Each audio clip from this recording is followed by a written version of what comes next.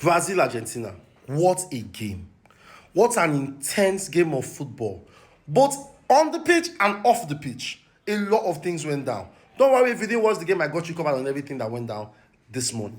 So before the game started, there was a brawl between the Brazilian fans and Argentinian fans, which, if you ask me, was not a good sight for football at all. At a point in that brawl, fans were seen throwing hands. The fight broke out so intensely, the police had to intervene. Even players had to come in to try and settle things.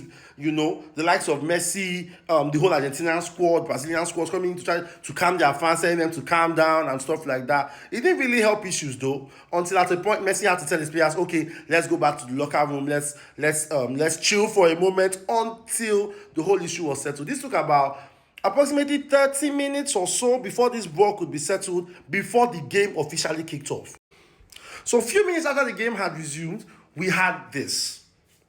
A strong, intense argument between Messi and Rodrigo. Now, from what we know, Rodrigo was seen calling De Paul a coward. I think he was not just referring to De Paul, but the whole Argentina national team, of which Messi confronted him about, and they had a ton of things to argue about, and they argued for a couple of seconds before the referee intervened and, calmed the situation down. Now, as the game surged on, the tackles began to fly in. Looking at this image, you could see Rodrigo De Paul being treated. This was just a taste of the iceberg. Like, a lot of tackles went in. There was even a point in the game where Rodrigo was trying to dribble past player. That's Rodrigo of Brazil. Trying to dribble past player. 3 Argentinian players just closed him at once. In my mind, I was like, yeah, they won't keep this one though. It was that intense. The tackles began to fly in. We had about 20 fouls in that game.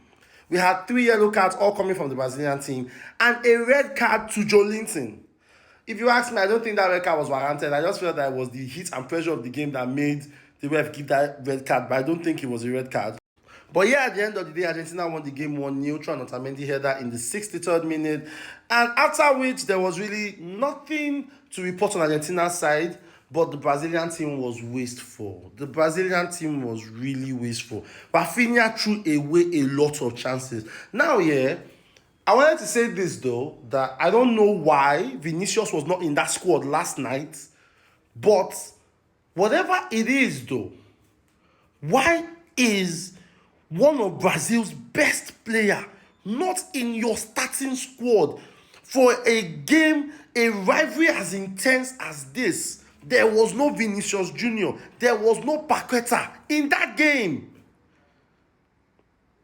Brazil needs to call that coach for questioning. They need to call him for questioning. And to be honest, Brazil losing that game placed them in a really bad position when it comes to qualifying for the World Cup. Currently, they are 7th on the table, which does not help their chances of making it to the World Cup. And if it keeps on going like this, I think we may have a World Cup where we don't see Brazil.